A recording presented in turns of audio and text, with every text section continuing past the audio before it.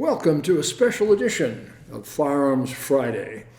I'm historian Evan Green, and today Dean, our videographer, and I are at the Wyoming Pioneer Memorial Museum in Douglas, Wyoming. It's about 130 miles north of Cheyenne, where we normally make these videos, but I was very fortunate. Dean made the arrangements for us to come up here and talk about some of the firearms in their collection here in Douglas. Douglas is on the Oregon Trail. It's adjacent to Fort Fetterman, which was during the Indian Wars an active military base. They have a really fine museum if you're in the area. They do an excellent job with their interpretation and their exhibits. I'm really impressed. They have a very small staff and just do a great job with what they do. So what we're going to talk about now is this rather unusual 1860 Colt Army revolver. And it's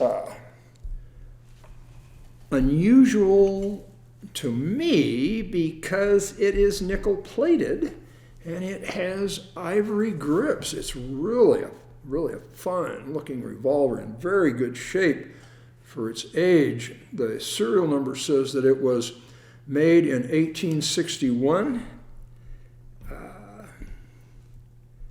I'm convinced that it is a military issue, even though it does not have a U.S. mark that I can see on it.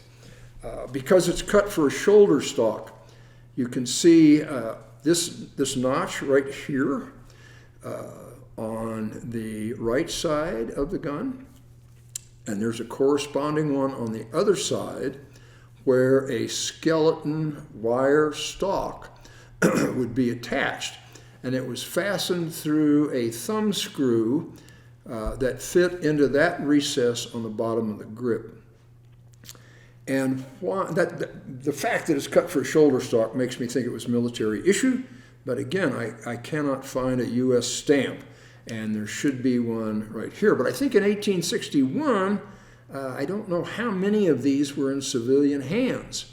So the fact that I think it's a military gun means that it was nickel plated and the ivory grips added at some point by a subsequent owner. And it's kind of interesting because it should have roll marks on the cylinder of a naval engagement, but it doesn't. So kind of a mystery gun. And the story behind it is that it was given to a guy named Ed Stimler by an Indian scout. And if you follow my videos, you know how suspicious I am of convenient oral history. But this one, I think, has some potential foundation in fact. Ed Stimler came to Cheyenne, Wyoming in 1872, 19 years old, fresh off the train from the East Coast, and ended up at Camp Carlin, where he was hired on as a freighter. He became a bullwhacker, moving freight with ox teams from Cheyenne to Fort Robinson in Nebraska, and past Fort Robinson up into the Black Hills and as far north as Montana. He also freighted from Sidney, Nebraska, which was another major rail point, to Fort Robinson and on further north into the Dakotas and eventually Montana. So again, the story is that an Indian scout gave this to Ed Stimler. So again, he, in addition to delivering materials to Fort Robinson and other Army outposts, he delivered rations and equipment and blankets and other supplies to the Indian reservations. So I think it's certainly plausible that his encounter, legend has it that he was sympathetic to the Native Americans that he dealt with as a freighter, driving an ox team. So again, it is within the realm of plausibility that a Native American had this revolver and either gave it to Ed Stimler or traded it to him for something else. And I don't have any of the paper cartridges that would have been used with this. Here's some .44 caliber round balls that were used in this firearm, but in the military issue, they had paper cartridges that contained a powder charge and a conical bullet. And the conical bullet was heavier and consequently more lethal on the receiving end than the round balls. But the 1860 Army revolver, there was over 200,000 of them purchased by the Union for the Civil War, and it was the most used or most purchased handgun by the Union in the Civil War, and very popular with the cavalry and with the officers who used it. But the fact that it's nickel-plated and the ivory grips, I have no good explanation for, because that certainly would not have been military issue.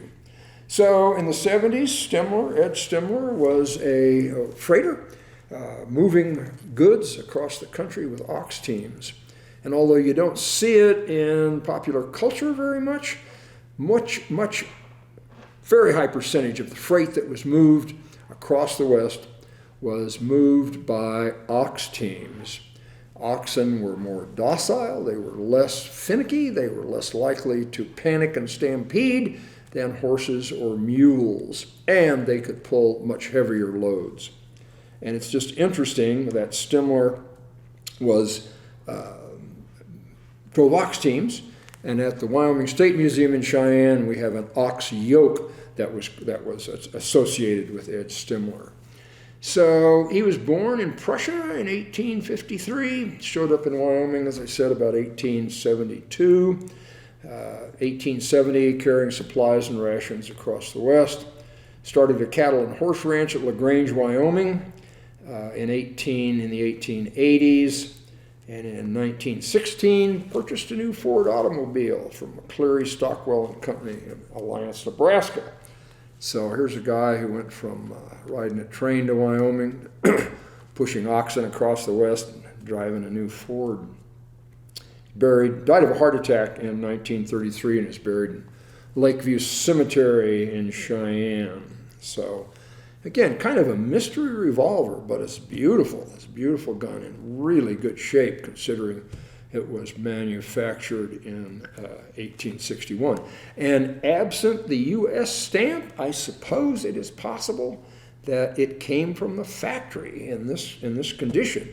In the 19th century, Colt would make about anything you wanted with any kind of finish or special grips.